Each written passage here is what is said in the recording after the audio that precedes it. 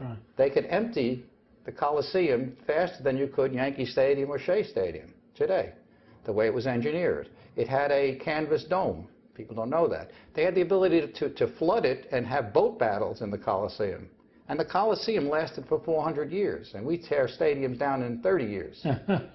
Now, the marble for the Coliseum was quarried in Tivoli. It was about 25, 26 miles away, and to get it to Rome, they dug a canal, and they floated the marble. This is 2,000 years ago.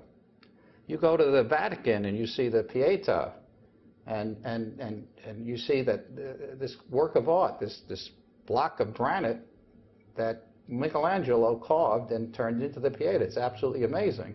And then you walk in and see the Sistine Chapel, and you say, this is arguably the most precious work of art, and he had never done a fresco. He was commissioned by the Pope against his will and spent 3 years painting that ceiling. This genius, and all throughout Italy, you go to Florence, and if you go to Venice, or there's little towns, and you'd walk into a little church, and the entire ceiling is a fresco, painted 1,500, 1,600 years ago. We have the opera. It's just an amazing place. Do the Italian American that you see, the current generation, do they have any appreciation of the Italy of the Renaissance and of the Roman Empire that you describe? Well, that's one of our challenges, because as generation to generation into marriage, we leave the enclaves of Italian Americans that we had in Brooklyn and the Bronx and so on, and everyone spreads out. We kind of lose that, but through cultural programs, through exchange programs, many Italian Americans, generate and gravitate to that and have an appreciation. It requires a little bit of education, a little bit of interest, and hopefully, if people have never gone to Italy, they should really go and see it. It's absolutely amazing, and then they would appreciate from the Roman Empire right through the Renaissance and right today in modern Italy. The most beautiful cars in the world are manufactured in Italy, the Lamborghinis and Maseratis, etc. If we have, the beauties of Michelangelo and of Botticelli and of Raphael, yet on the other hand, we also have the tasteless, which has become such a part of American life. And of course, I'm thinking of the Jersey Shore series, right, that unfortunately continues on. Yeah. How do you deal with that? How do you combat that? I've written an article on it and argued that it was so illiterate they had to provide subtitles underneath when people were speaking because we couldn't understand what they were saying to each other. I think one of the tragedies of the whole thing is how many people are watching this and involved in it. Just this morning I saw must have been a spin-off of that show called Jersey-licious, about about a group of women and their boyfriends in a beauty salon. I mean, it's offensive to the Italian Americans. And what makes it offensive, and we could always laugh and joke about ourselves, and we recognize that, listen, not everybody's a saint, that's for sure. But the fact of the matter is we seem to be one of the last ethnicities that you can do this to in this politically correct world. And we try and fight that. We speak to the sponsors, we reach out. But again, it's through education that we can do our part. I think when you're an organization of our size, you have to look at your assets and say, what can you accomplish? Okay? You can try to get MTV, or we fought The Sopranos. From the first year of The Sopranos to the last year they were on TV, they tried to get into the parade.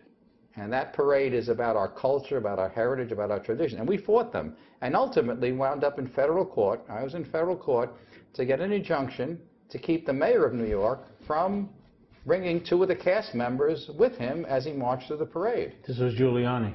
No, this was Bloomberg. Bloomberg, okay. Yeah, but that was a minor riff we repaired, and he's marching in the parade every year, but we refused to allow that. I mean, this is not, and we don't single out the individual actors. I don't want to tell people how to make a living, but The Sopranos was, it was the old dynasty in Dallas with unlimited sex and violence. Yeah. So it had a big attraction. Said right here in Jersey. Yeah, well, we're getting a lot of bad publicity here in Jersey for a great state. Yeah, for a great state. You mentioned that you support opera. What support does that involve? We have opera nights probably 6 or 7 times a year. At the Met? At the Met? No, we bring them into our foundation, and Oh, you do? yes, we have a beautiful dining facility in our foundation, and we prepare a meal that's somehow related to the region or the theme of the opera. We have people from the Met come in. We have lectures in that regard.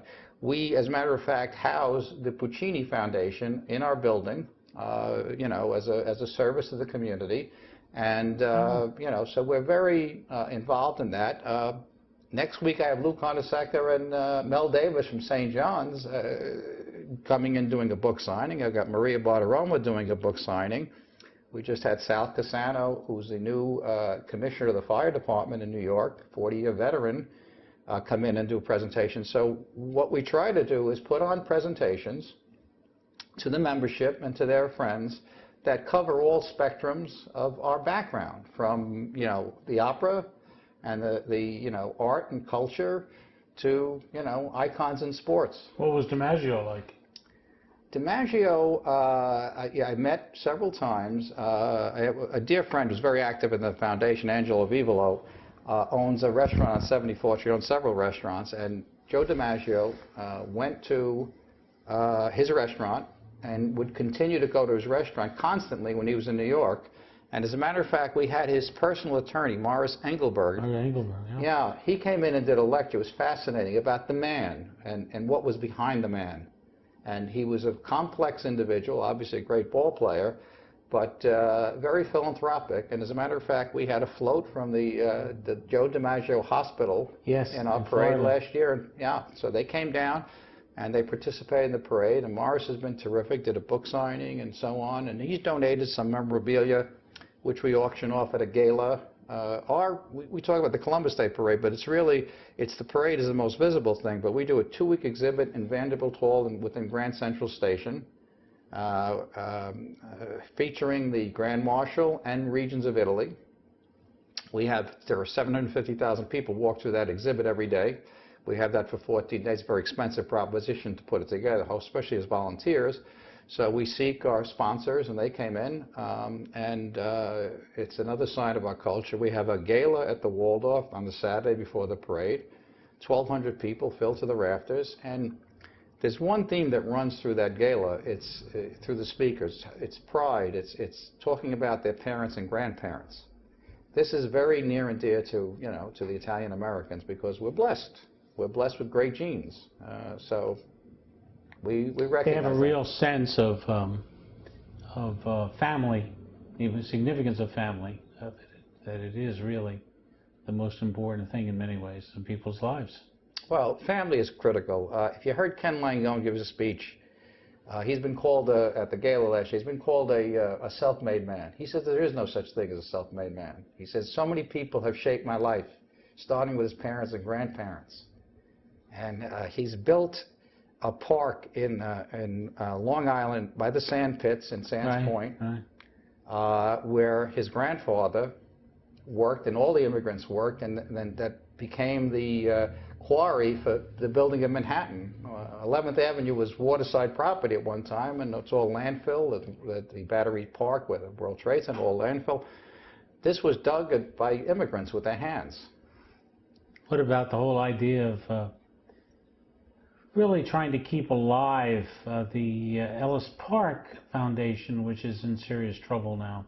Well, we contributed to the restoration through through our organization, various other organizations, and you know, as I see, it's in pretty decent shape right now.